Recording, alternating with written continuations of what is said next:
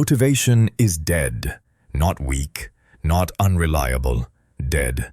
It has no weight, no authority. It does not belong in the calculation.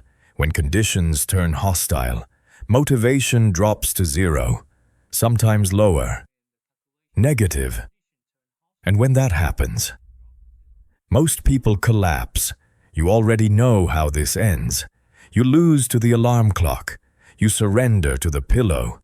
You give in to comfort, sugar, distraction, not because you are incapable, because your system is broken.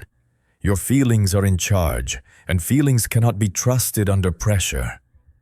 This is the real problem. You do not lack desire. You lack a chain of command. When emotion decides, action becomes optional. When action is optional, discipline disappears, and everything you care about slowly degrades. This book installs a different system, one that works when you do not want to work, one that does not ask how you feel. Orders are given. Orders are executed. No negotiation. There is no middle ground. Either you run the system or you drift. Either discipline commands or emotion does. There is no third option. Order given. Action taken. Chapter 1. Not part of the calculation. You have been told a lie for a long time. A comfortable lie. A lie that gives you permission to stay exactly where you are. The lie is simple. I need motivation to start. That sentence sounds harmless. It sounds reasonable. It sounds human. It is also the reason you are stuck. Motivation is not a prerequisite for action. It is not fuel. It is not a requirement. It is not even relevant. Motivation is unreliable. It changes with the weather, with your sleep, with your mood, with the smallest inconvenience. One day it shows up.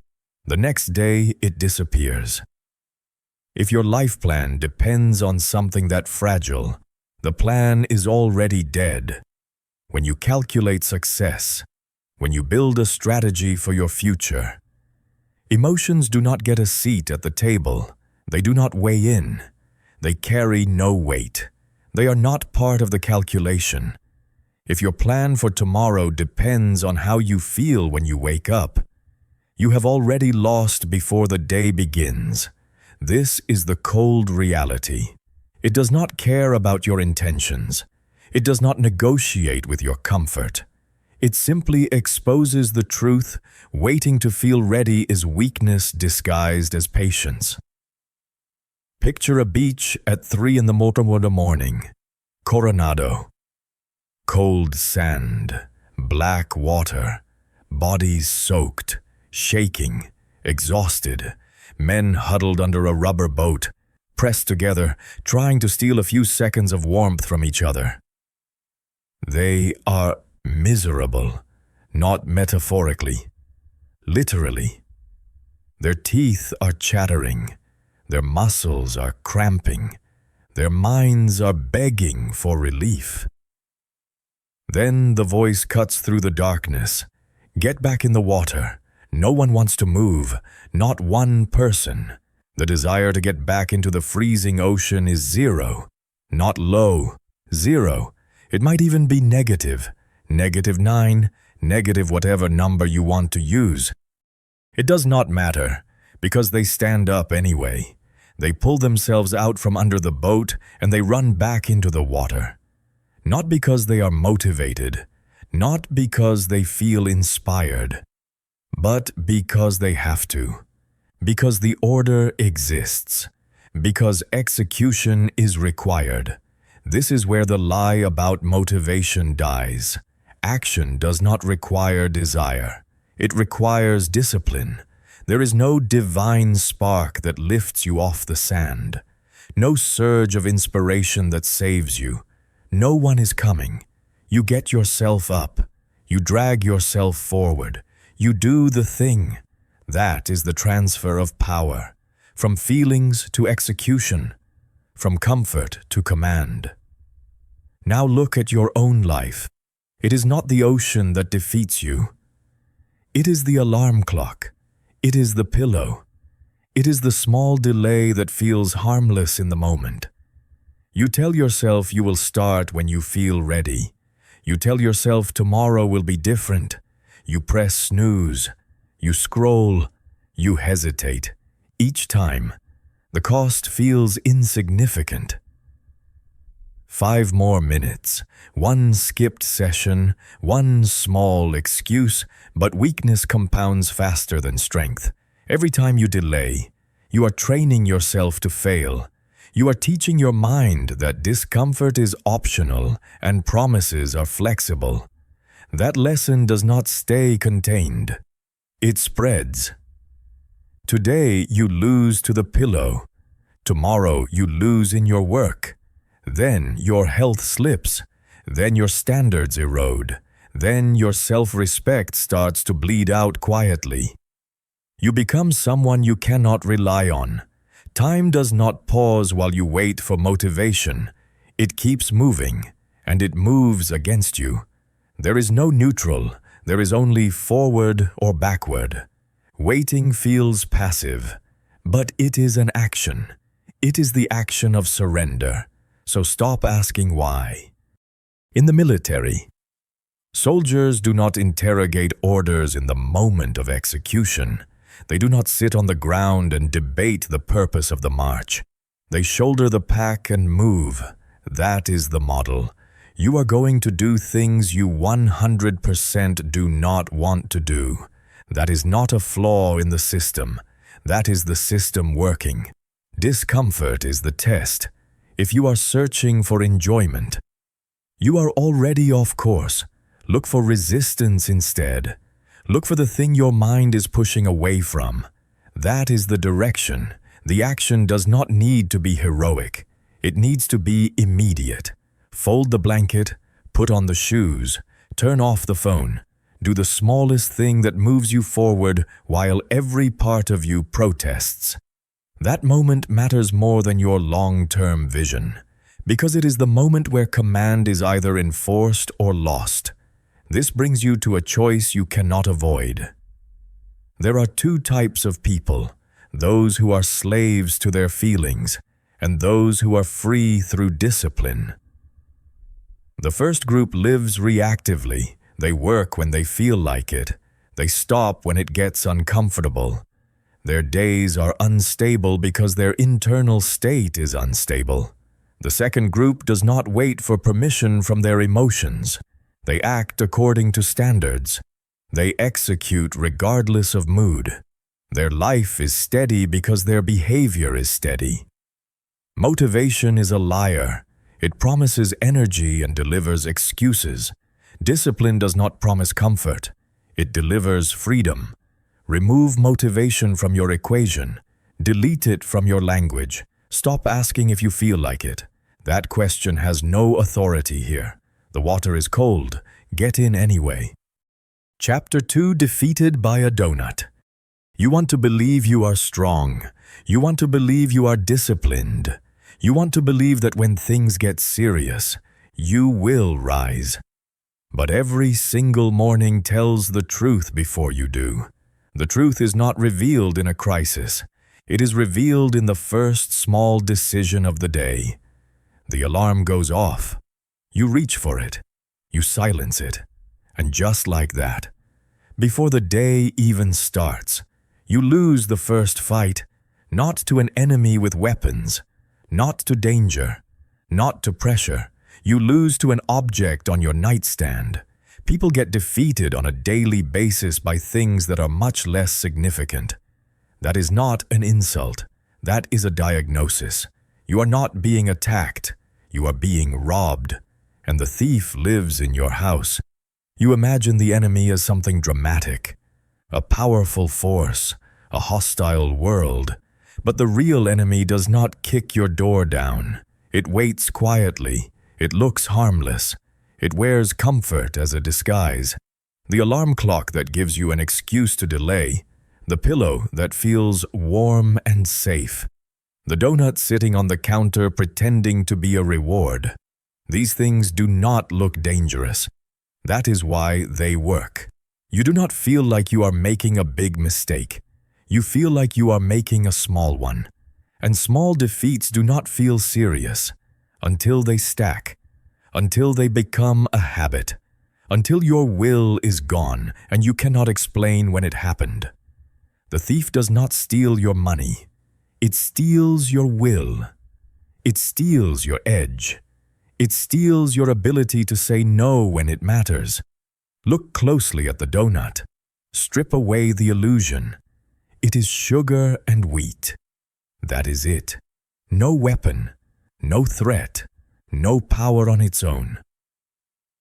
And yet it wins, not because it is strong, but because your will is limited. Your discipline is not endless. Every time you give in, you spend it, you burn it. And when something real shows up later in the day, you have nothing left. You tell yourself that one small indulgence does not matter. But it does, because it is never just the donut. It is the pattern. When sugar and wheat defeat you in the morning, you start sliding. You feel slow. You feel heavy. You skip the workout. You delay the work. You lower the standard. And before you know it, you are not healthy. You are not capable. You are not ready. Not because life was unfair, because you wasted your will on comfort. Discipline is scarce. Treat it that way. If you cannot say no to a donut, do not lie to yourself about what you will do in a crisis. If you cannot get out of bed when the alarm rings, do not pretend you will stand firm when pressure hits your family or your work. You already spent the resource. You used it to feel good for a moment. You chose pleasure over preparation. That choice has consequences, not dramatic ones at first, quiet ones, subtle ones. You become softer, slower, less reliable. And then one day you look at your life and wonder how you ended up there.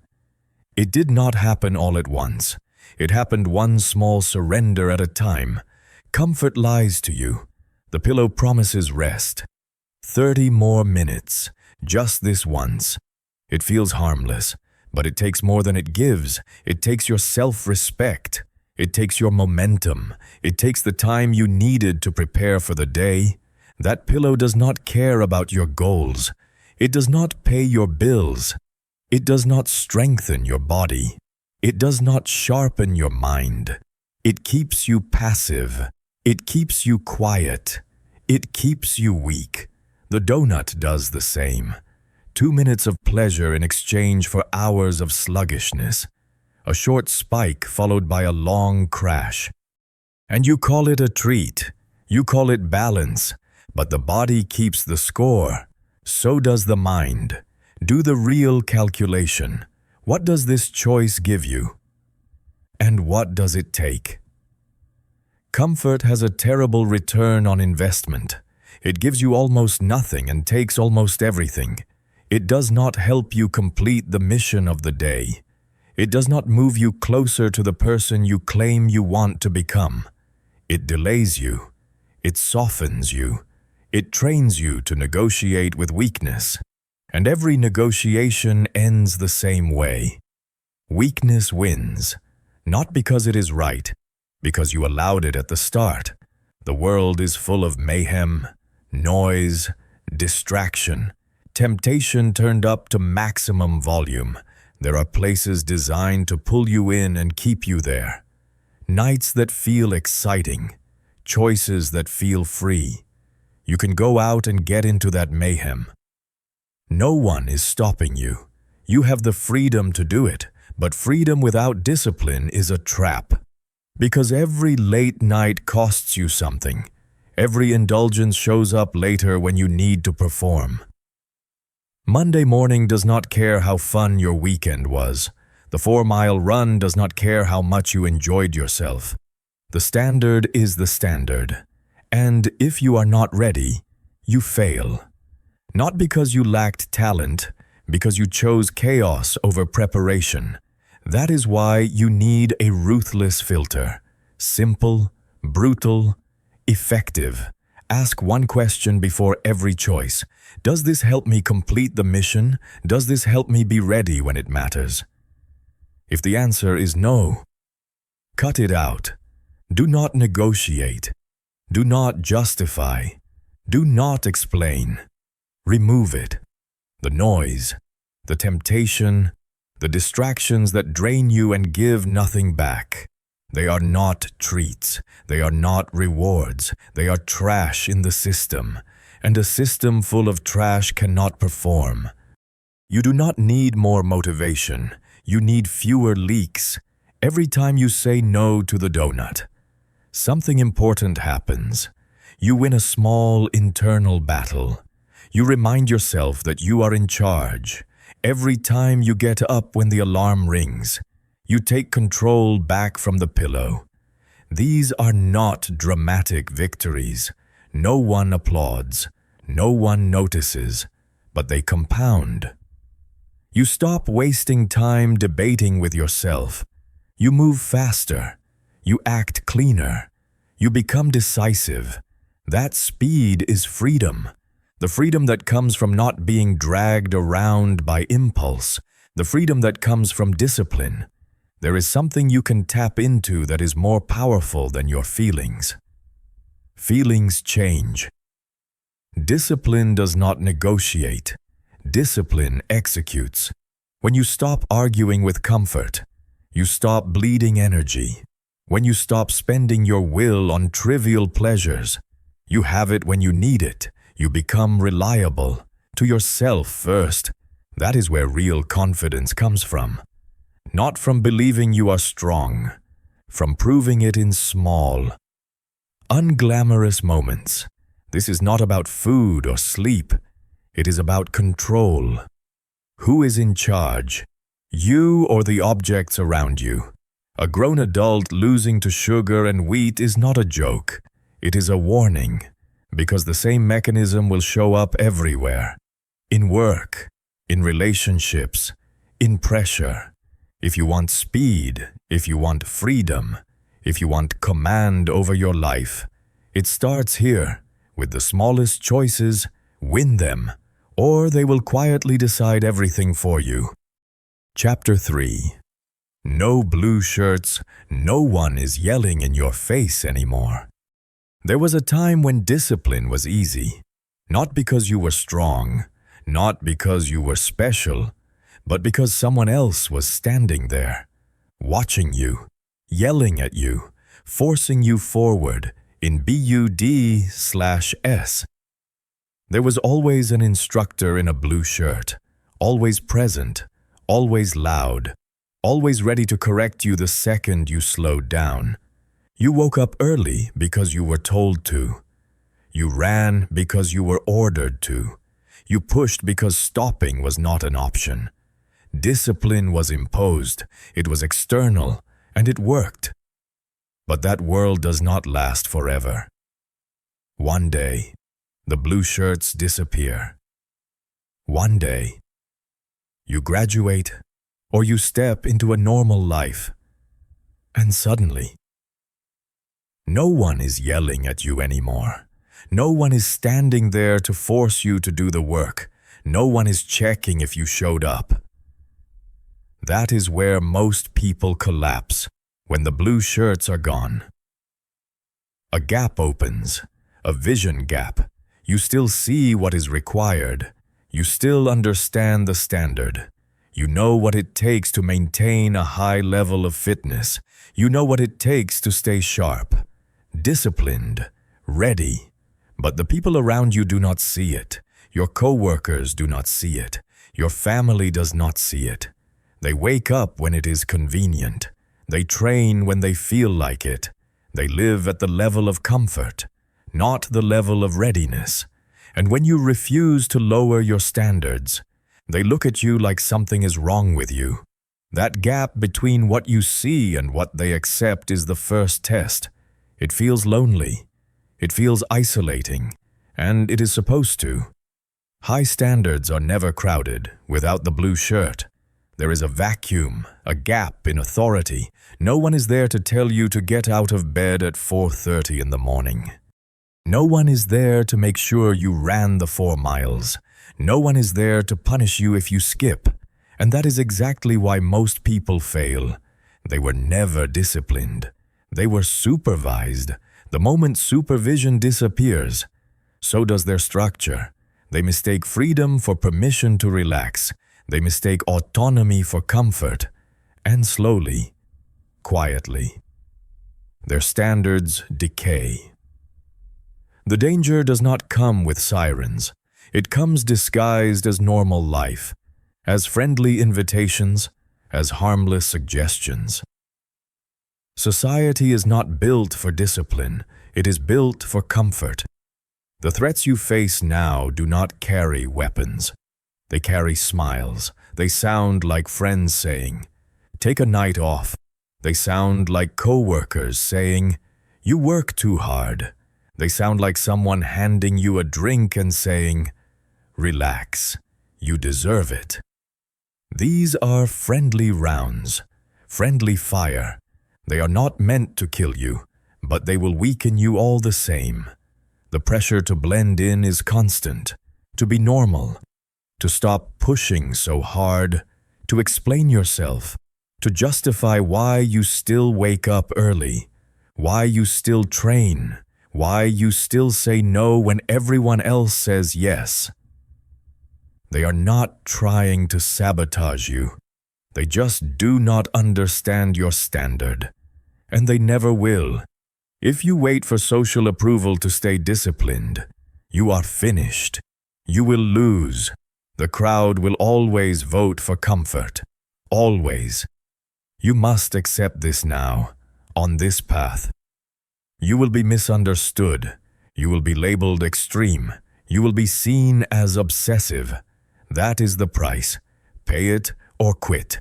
Once the outside pressure disappears, the real war begins, not out there, in here, inside your own head.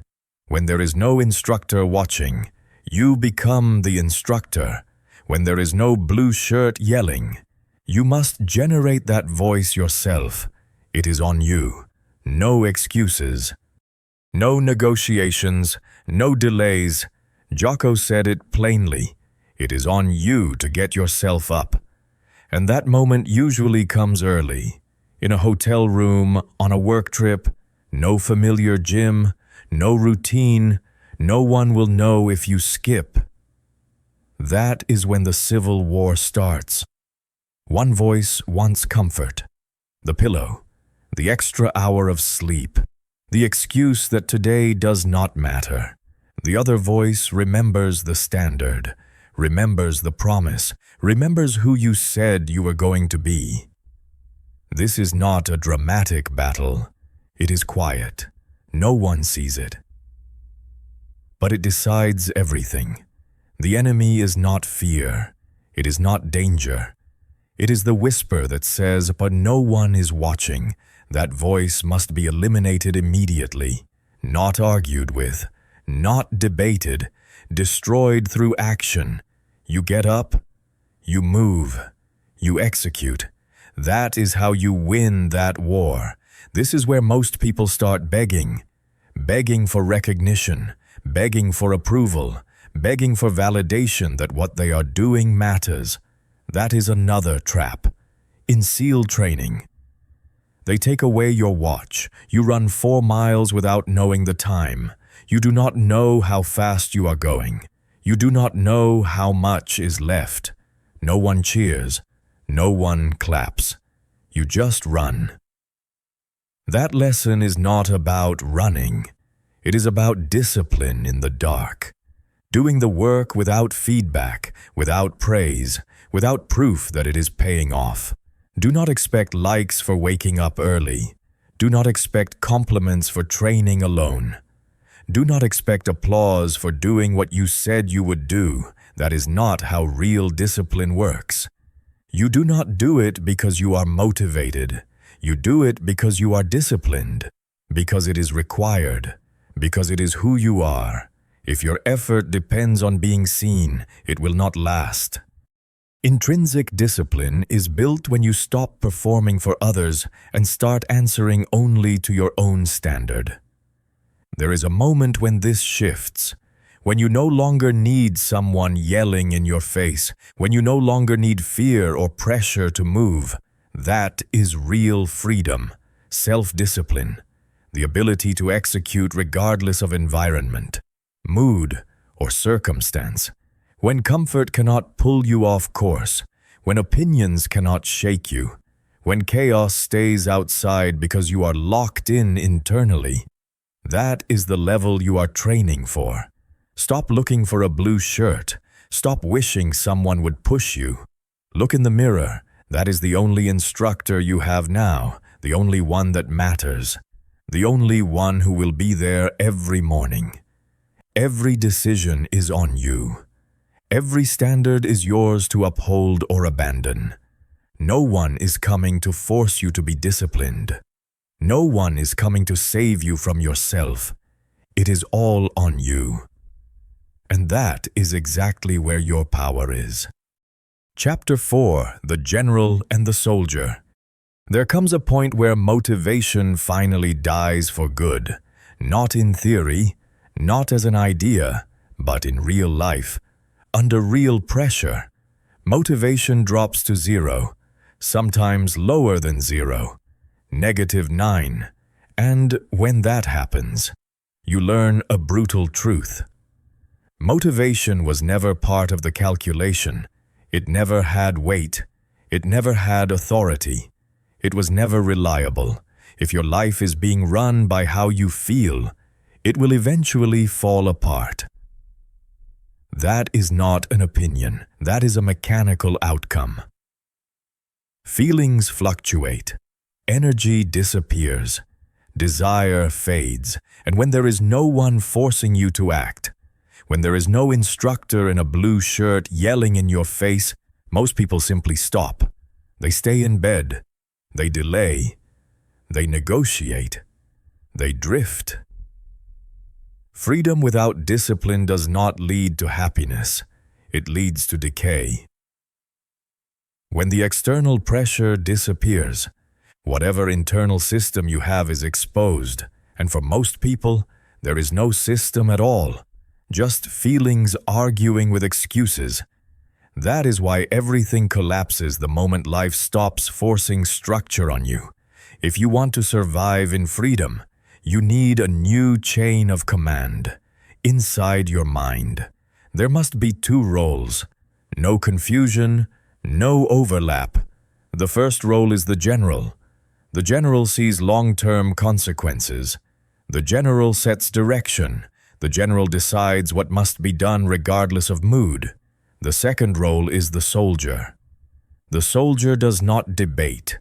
The soldier does not feel inspired. The soldier executes. This separation is not philosophical. It is operational. When the general says, "Wake up at 4:30 and run," the soldier's job is not to evaluate weather, comfort, or motivation.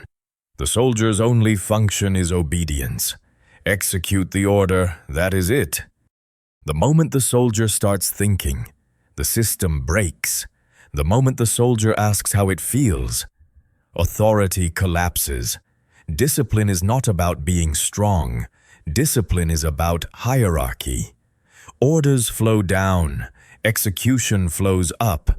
Anything else is chaos. This is where self-trust is built or destroyed. Every order you give yourself is a contract. When the general issues a command and the soldier refuses, credibility is lost. Not with the world, with yourself. One broken order weakens the entire system. 2 broken orders teach the soldier that commands are optional. After enough broken commands, the general no longer has authority. At that point, you are no longer in control. You are negotiating with a rebel force inside your own head. That is why people stop trusting themselves. That is why they set goals they never meet. It is not a lack of ambition. It is a broken command structure.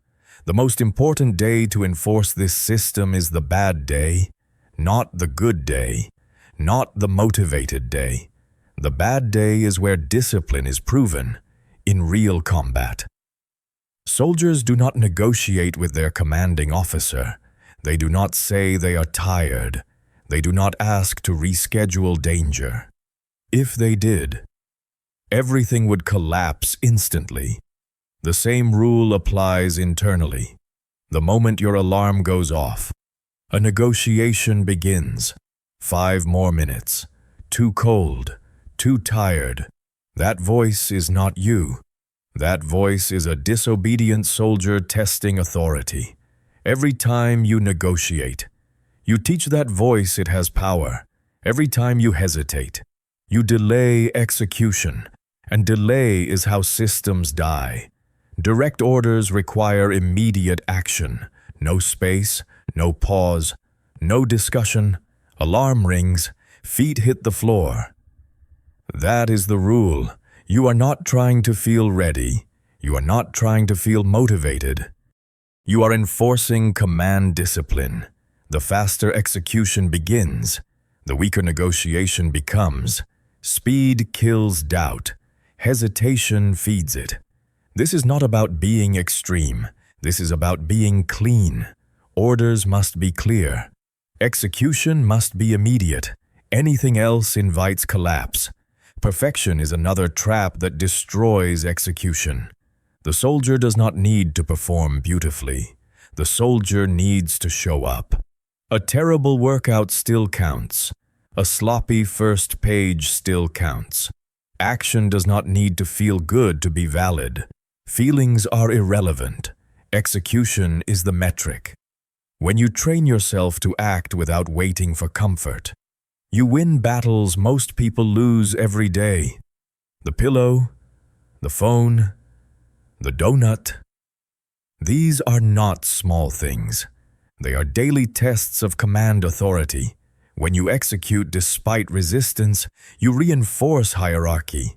When you skip because it feels bad, you weaken it. Over time, something changes. Obedience becomes automatic. Just like in boot camp. Repetition creates reflex. You stop arguing. You stop bargaining. Orders are followed because that is how the system works. This is intrinsic discipline. No one needs to watch you. No one needs to remind you. You do the work because the general issued the order and the soldier obeys. That is the entire mechanism. It does not rely on belief. It does not rely on inspiration. It relies on repetition. Eventually, identity shifts. You are no longer someone waiting to feel ready. You are no longer someone searching for motivation. You become someone who executes. Someone reliable. Someone whose word carries weight internally. That is real confidence, not hype, not emotion, authority. When you say you will do something, it gets done.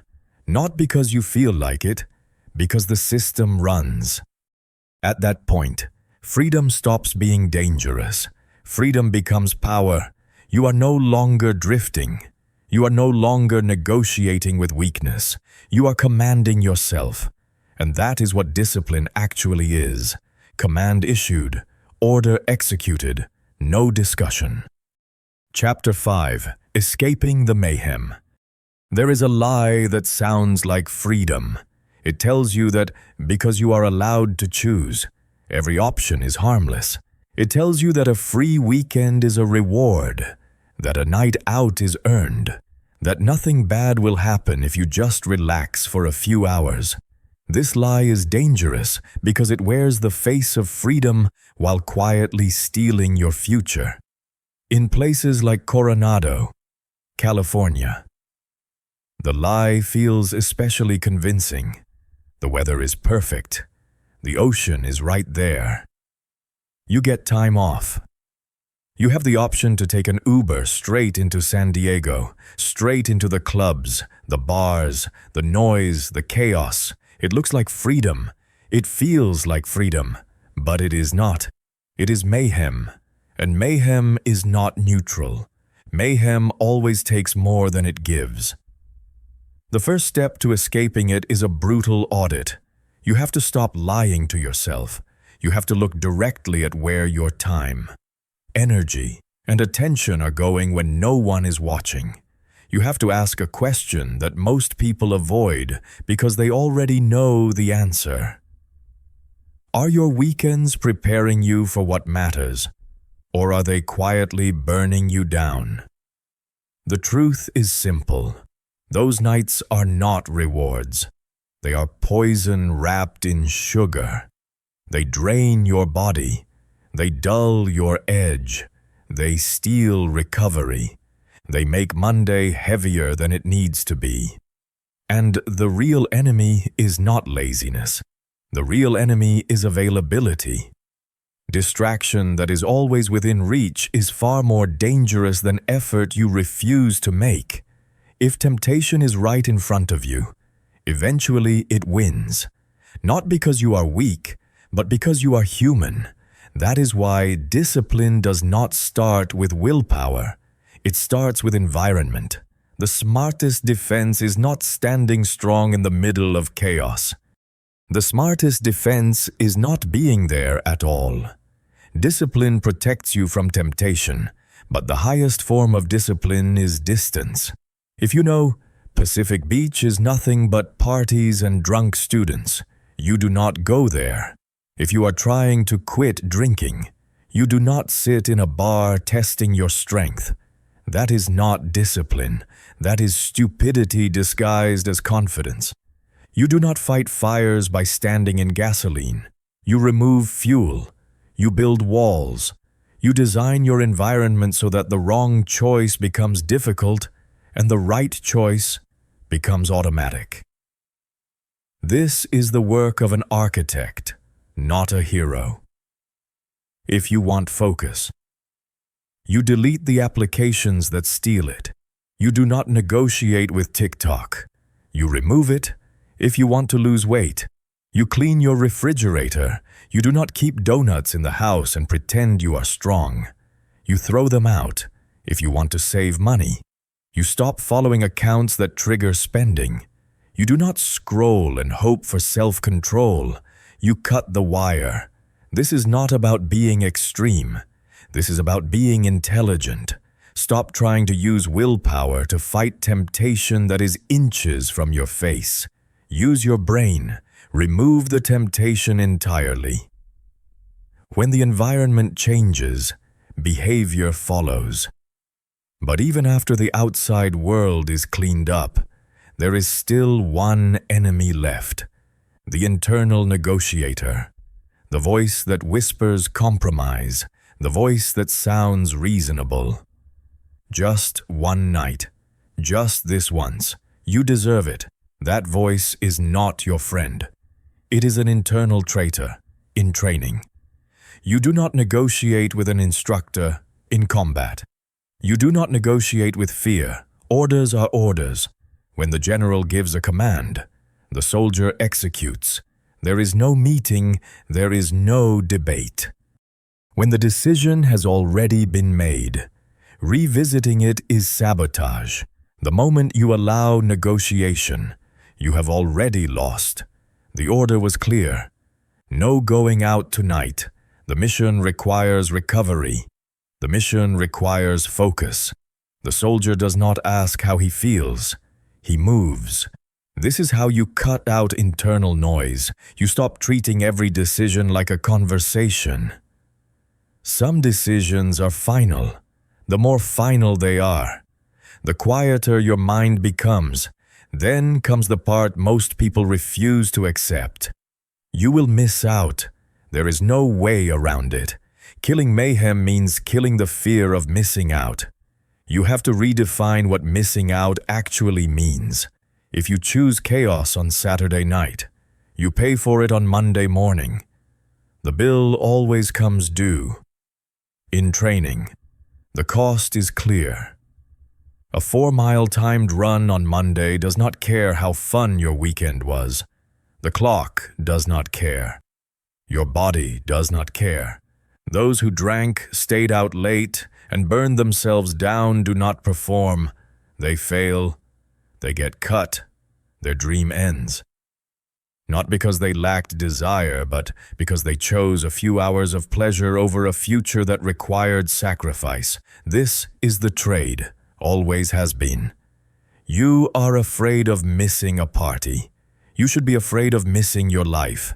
You are afraid of being boring to drunk people who will not remember your name in the morning. You should be afraid of becoming someone who never becomes what they were capable of being.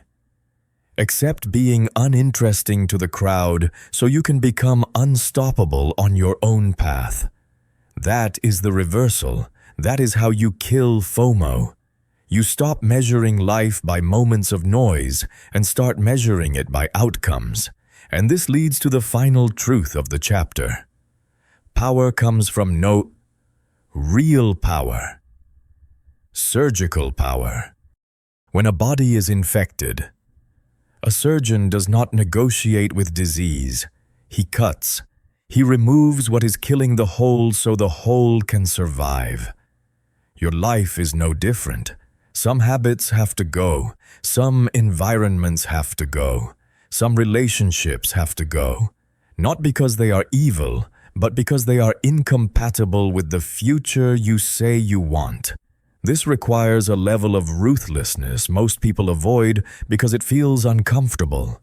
Saying no to invitations, saying no to junk, saying no to comfort, saying no to people who benefit from you staying weak. This is not cruelty.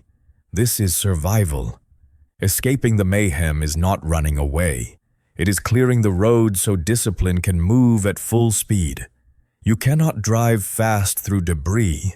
You cannot build momentum while dragging chaos behind you. Cut it off. Clean the path. Remove what does not belong, and then move. Chapter 6. Override the feelings. There is a moment that decides everything. It does not look dramatic. It does not announce itself. It shows up quietly, usually early in the morning. The alarm goes off. You know what you are supposed to do. Train, work, execute, and immediately. A feeling appears. You do not want to. You feel tired. You feel heavy. You feel resistance. This is the crossroads. Every time. There are only 2 paths. The first path is familiar. You wait. You wait for the feeling to change. You wait until you want to. You wait for motivation to come back and carry you forward. The second path is simpler and harsher. You recognize that the feeling is irrelevant. It does not matter. It does not weigh in. It is not part of the calculation. At that moment, you must choose, not later, not after coffee, not after thinking it through, right now. Will you let the feeling decide, or will you execute the task anyway? This is not philosophy. This is command. Every time you listen to your feelings, you are making a trade. You may not notice it, but it happens instantly. You hand over control. When you say, "I don't feel like it," what you are really saying is, "I will let this temporary internal state run my life." That is voluntary slavery. Feelings are unstable. They shift without warning. They rise and fall for reasons you do not control. If your actions depend on them, then your life depends on them. If the feeling does not show up, nothing gets done. So who is in charge? Not you. The feeling is the master. You are the servant. This is how weakness is built. Quietly. Politely. One reasonable excuse at a time. Taking back control requires a different sentence, a harder one. "I don't care how I feel. I will do it anyway." That sentence is not emotional. It is mechanical. It removes authority from feelings and returns it to discipline. That is the power exchange. That is how control is reclaimed. This is not about comfort or fairness. Life does not operate on those terms. Imagine a narrow alley in a combat zone, gunfire in the street, chaos everywhere. You are in cover. Safe for the moment. You know what has to happen next. You need to step out and lay down cover fire. The thought hits you immediately. I could die if I step out there. The fear is real. The hesitation is real. No one denies that. But there are other people depending on you. 15, 20. Their lives are tied to your next action. In that moment, you do not get to say, I don't feel ready. You do not get to say, I'm scared, so I'll wait. The situation does not care about your emotional state. It only cares about whether you execute. Responsibility outweighs fear. Duty outweighs comfort. Action outweighs feeling. This is the brutal truth. Life works the same way, even when the stakes look smaller. Your work, your health, your family, your future. They do not pause because you feel off. They only respond to what you do. Fear never disappears. Neither does doubt. Neither does hesitation. Waiting for them to vanish is another trap. That is not how disciplined people operate. They do not try to erase emotions. They override them. Discipline is not the absence of fear. Discipline is the switch that cuts through it. When fear shows up, discipline issues a command. When doubt speaks, discipline interrupts. There is no negotiation, no internal debate, no long conversation in your head. The order stands. Execute. That is the difference between someone who is controlled by emotions and someone who commands behavior. One reacts, the other overrides. Over time, this changes who you are. You stop seeing yourself as a victim of your internal state. You stop identifying with every passing feeling. You become the person who moves regardless. This is an identity shift, a hard one.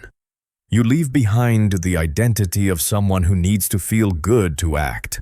You adopt the identity of someone who acts because action is required. The old identity asks, how do I feel about this? The new identity asks, what needs to be done? The old identity waits for fear to go away. The new identity steps forward with fear present. This is not motivational, it is operational. The internal dialogue changes. There is no longer a debate between comfort and discomfort. There is a command and a response. Fear is acknowledged and ignored. Nervousness is noted and bypassed. Hesitation is overridden. Discipline trumps feelings. Every time.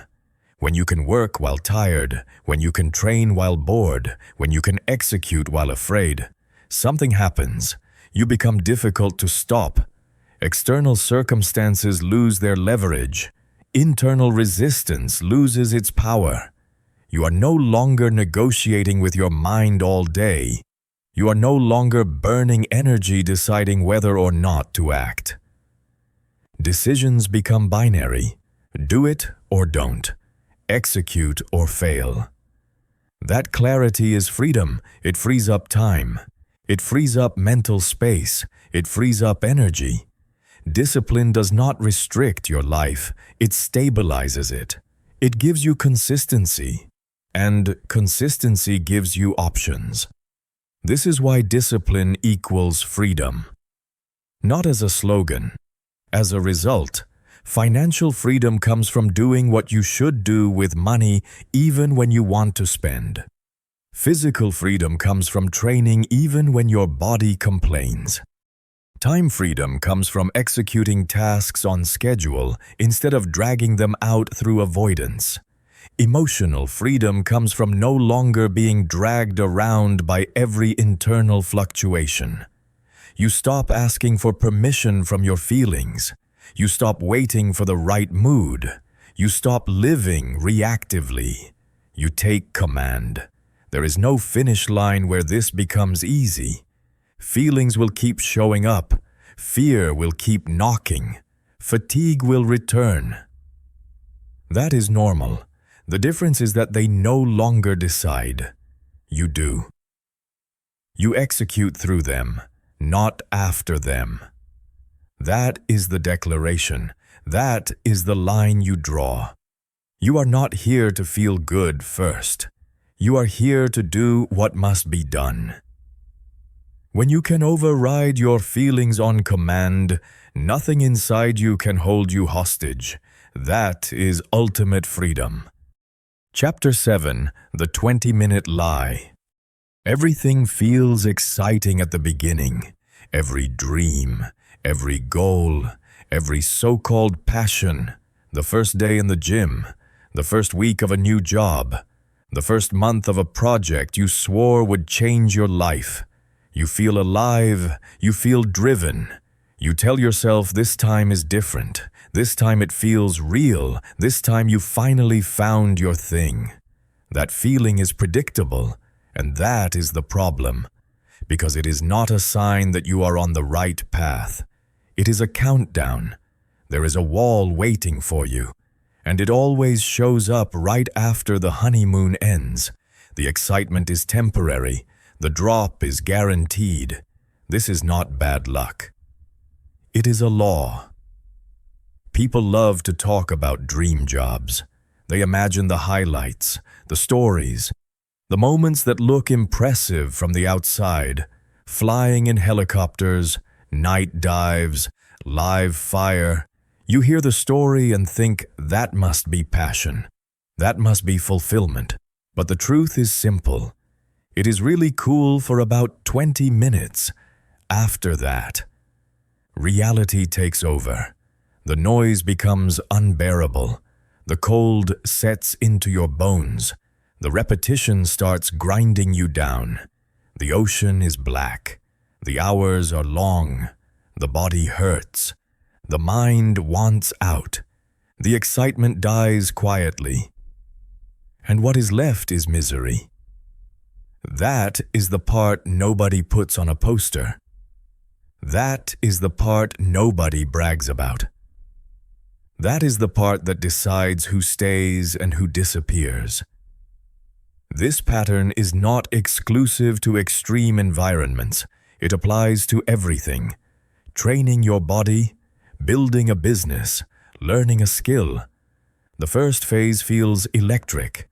The adrenaline carries you. You post about it.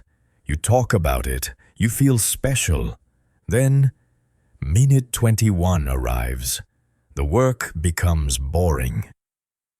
Progress slows. Results disappear. The routine feels heavy.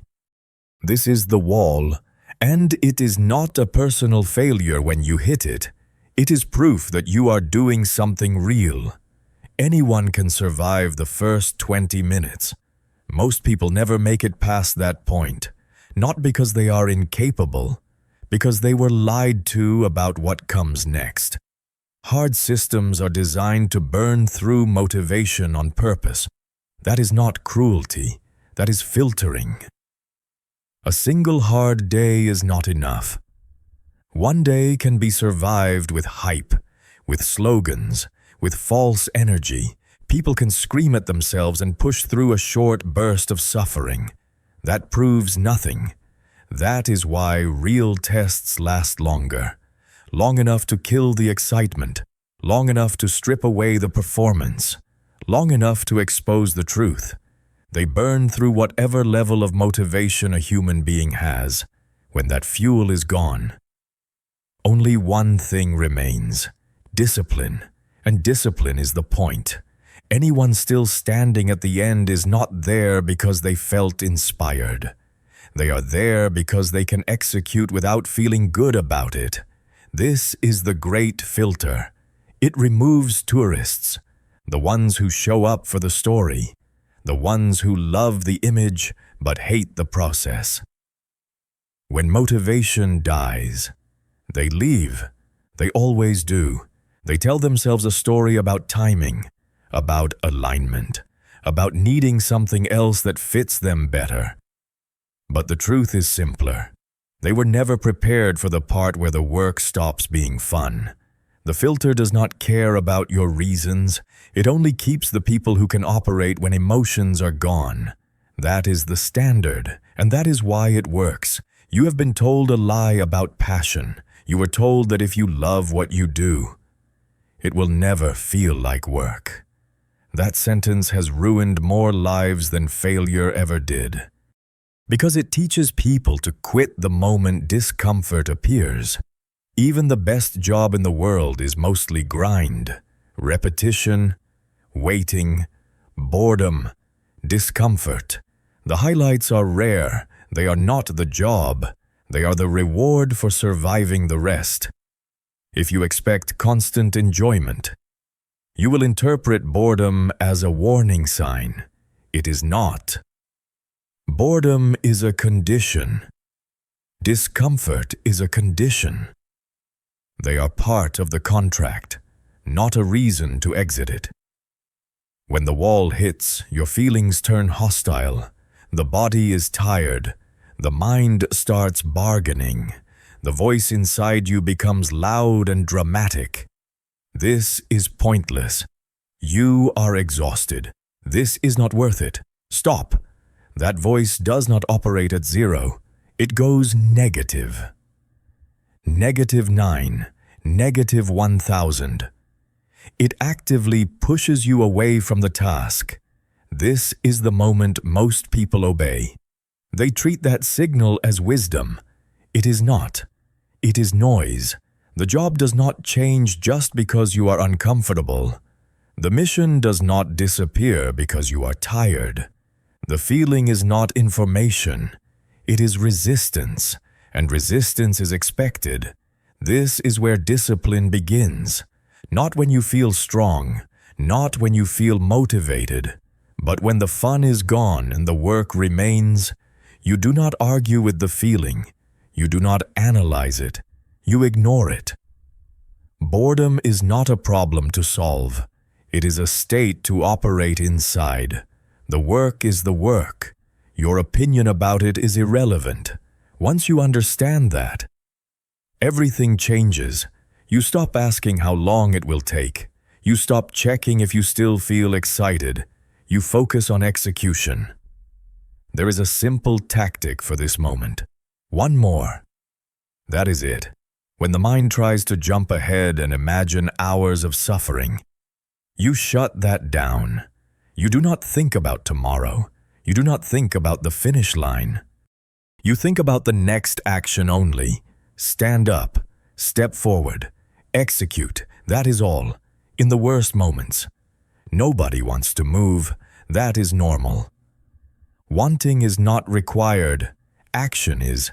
You do the next thing because it is there, not because it feels meaningful, not because it feels heroic, because it is what is in front of you. This is how intrinsic discipline is built, not through comfort, not through planning, but through forcing action when everything inside you wants to stop. Each time you do one more when you are empty, you build something internal, a muscle that does not show, a capacity that cannot be taught in theory. You teach yourself that your feelings do not have veto power. You prove that exhaustion is not the end, over time. This changes your identity. You become someone who does not break when the mood shifts. That is rare. And it is valuable. There are two kinds of pain waiting for you: temporary pain and permanent regret. Temporary pain is the discomfort of staying when it stops being fun. Permanent regret is the weight of quitting every time the excitement fades. If you stop at minute 21, you will never see what is on the other side. You will collect beginnings, stories about what you almost did, proof that you can start. No evidence that you can finish. That kind of regret does not fade. It grows. It follows you. It reminds you of every time you walked away when it mattered. The people who push past the 20-minute lie see something different. A horizon most people never reach. They become reliable. They deliver and execute no matter what. Not because they are fearless, because they are trained. They understand that misery is not a signal to quit. It is the entry point. When you accept that, you stop being surprised by difficulty. You stop needing constant stimulation. You settle into the work, and that is where real progress happens. Do not romanticize the beginning. It is the cheapest part of the journey. Anyone can feel excited for 20 minutes. Respect the middle. That is where character is revealed. When the noise is gone, when the praise is gone, when the only thing left is the task and your willingness to stay with it. That is the moment that defines outcomes. Not talent, not passion, endurance. The lie is subtle. It tells you that if it feels bad, something is wrong. That is false. Feeling bad often means you are exactly where you should be. Past the excitement, past the fantasy, in the real work. Do not let the first drop convince you that the path is wrong. The drop is the path. Step into it. Stay there.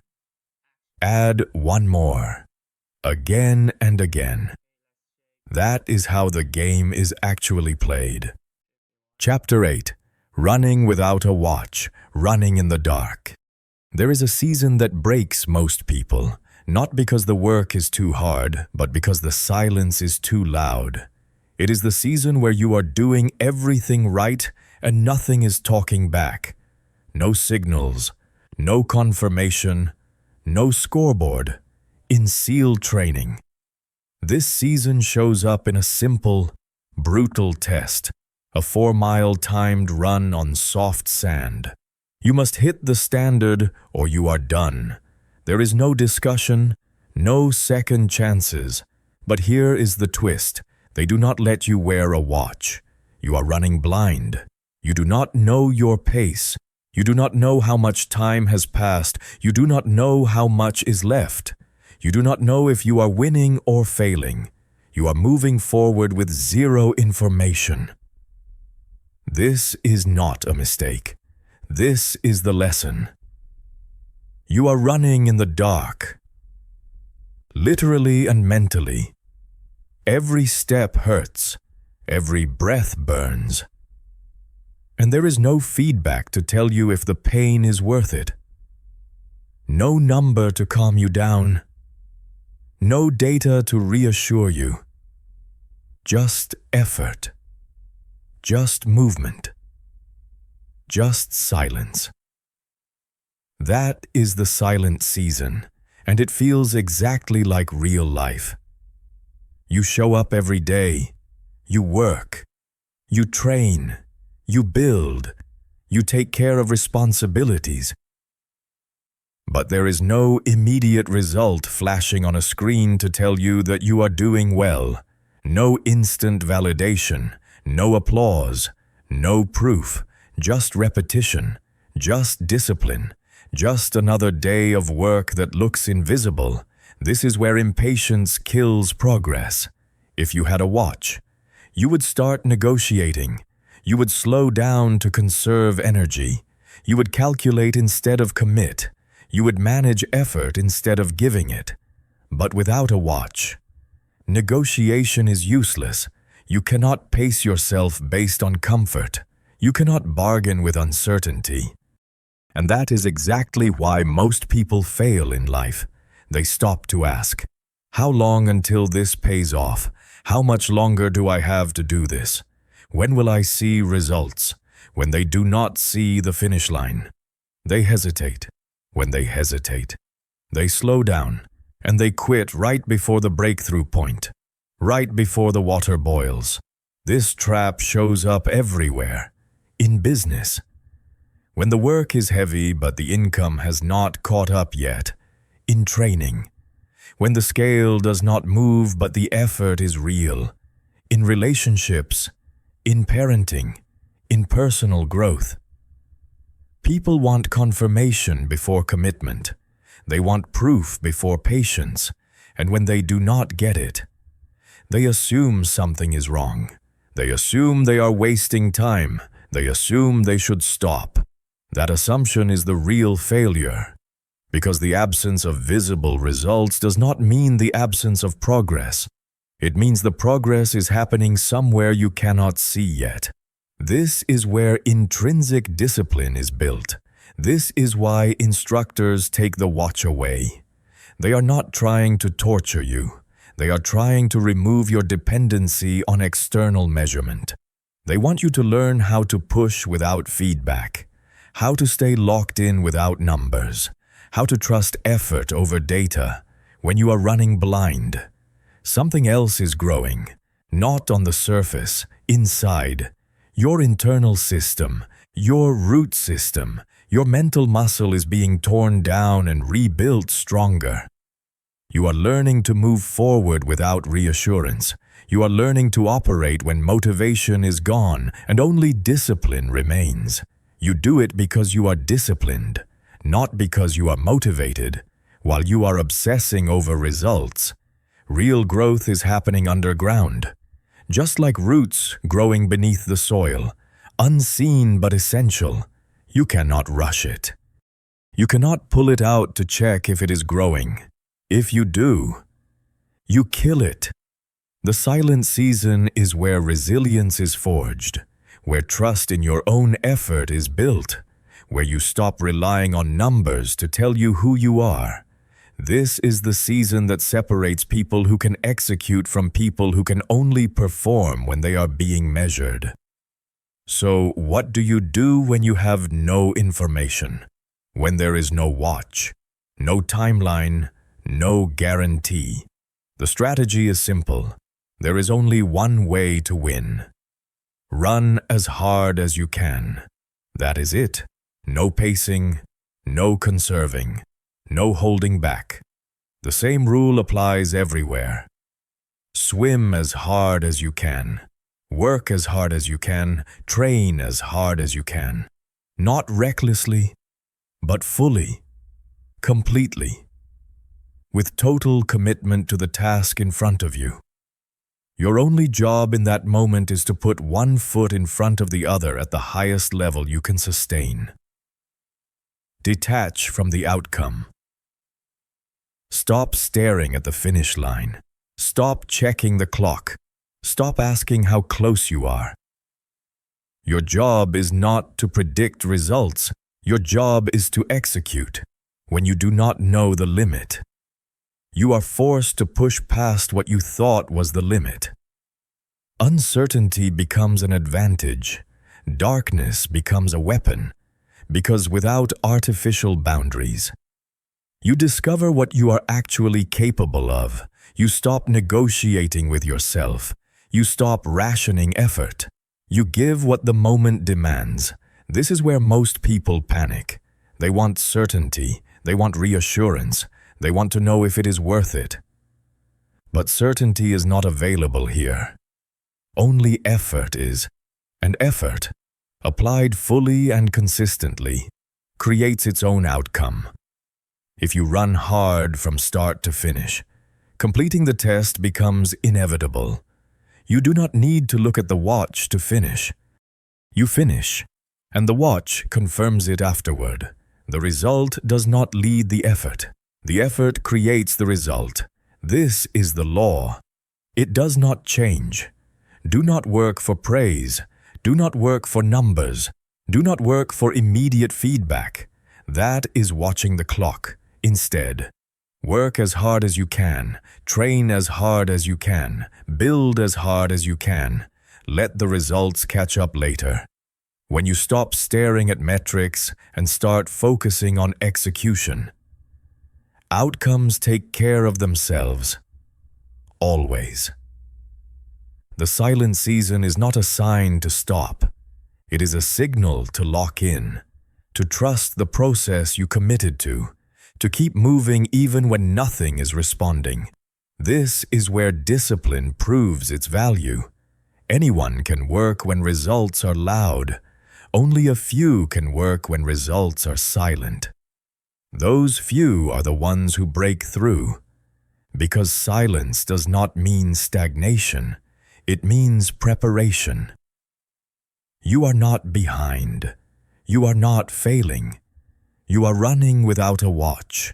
And if you keep running as hard as you can, the finish line will find you. Chapter 9. Step out of the alley. There is a moment in combat where fear reaches its peak. Gunfire is echoing through the street. Chaos is everywhere. You are pressed against the wall of a narrow alley, protected for the moment. You know the truth. The second you step out, you can die. Your mind is screaming it clearly. Stay here. Do not move. This is dangerous. You are not wrong. The fear is real. The risk is real. But fear is not the highest authority in that moment. Vision is. Because somewhere beyond that alley, 15 or 20 other people are relying on you. They need cover fire. They need you to step out and do your job. If you stay hidden to protect yourself, they are exposed. And that reality changes the equation completely. You do not step out because you are brave. You step out because the mission outweighs your fear. The vision dominates the moment. Your personal survival instinct is overridden by responsibility. That is what real commitment looks like, when the vision is strong enough. It creates a tunnel. Everything outside that tunnel disappears. You are no longer weighing probabilities. You are no longer imagining outcomes.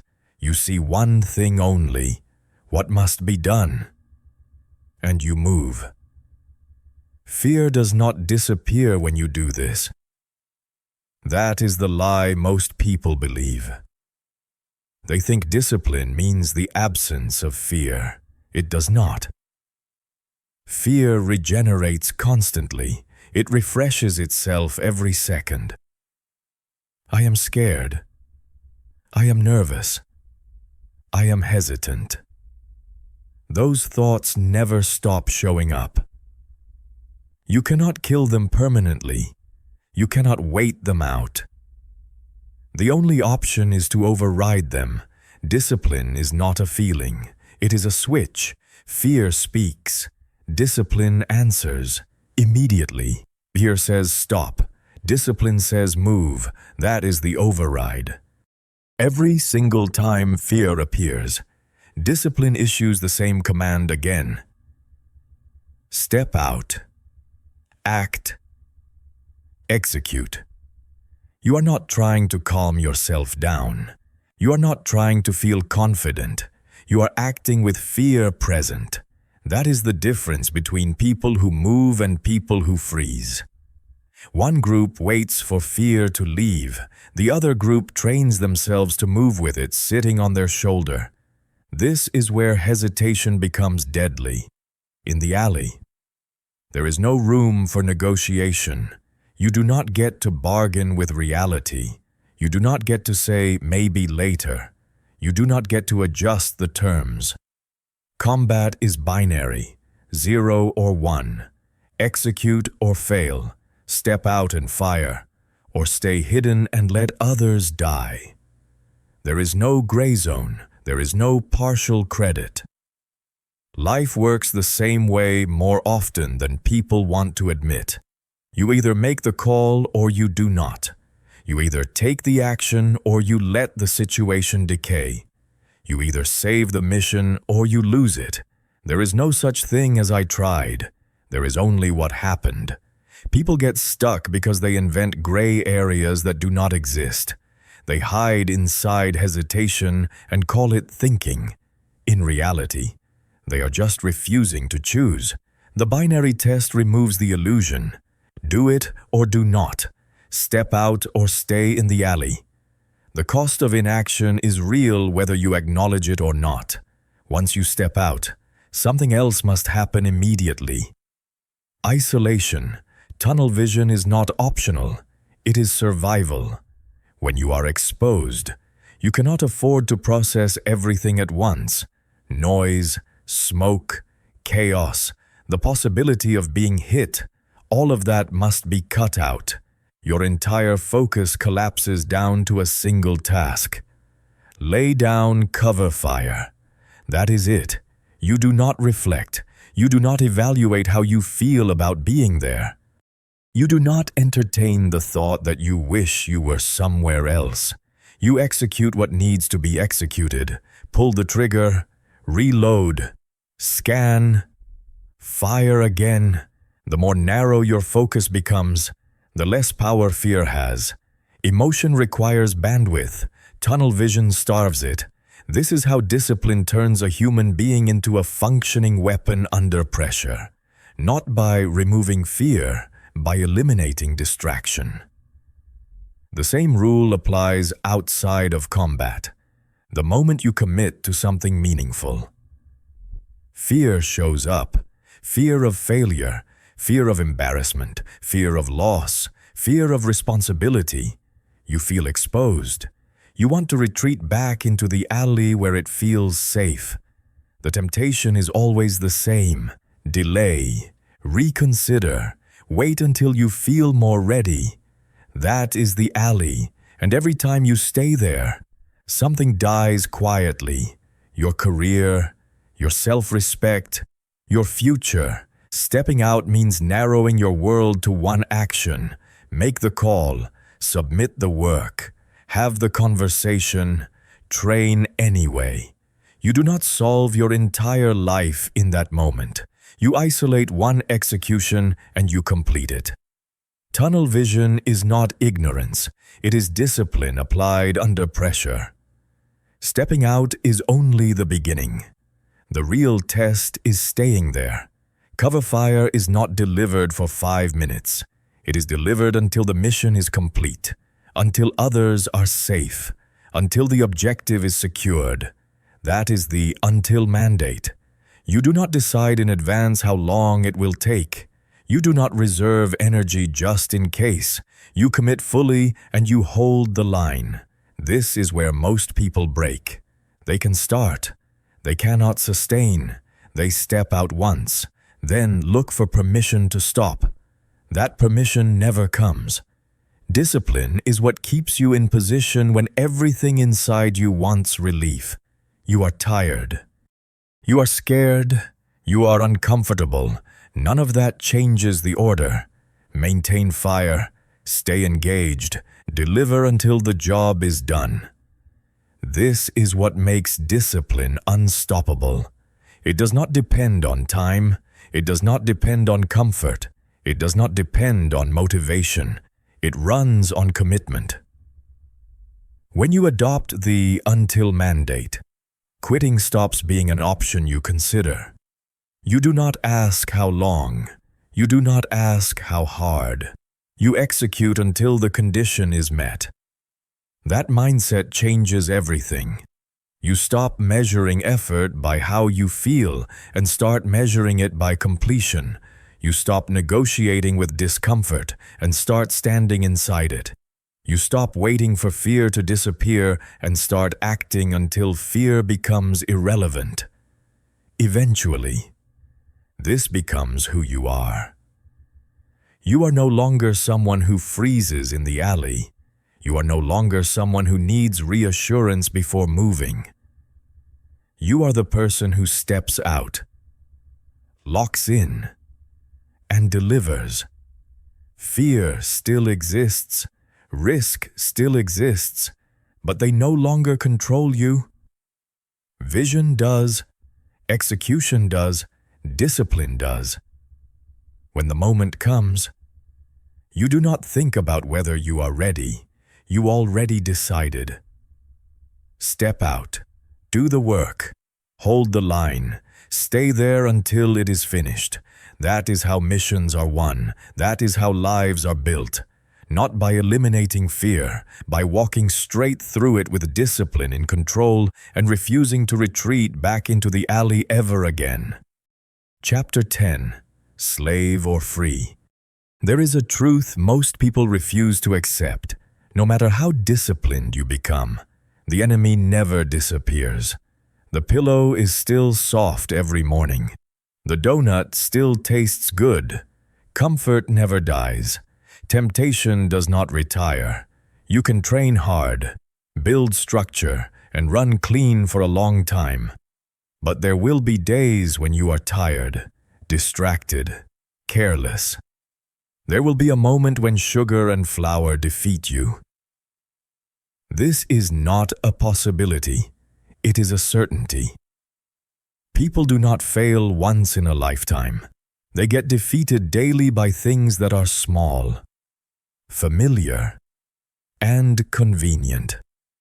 That is the reality. The mistake is not believing you will never fall. The mistake is believing that falling is the real failure. It is not.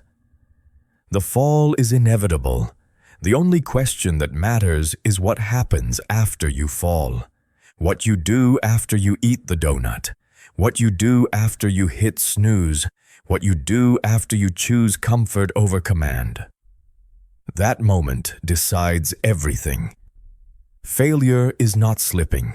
Failure is staying down and surrendering control.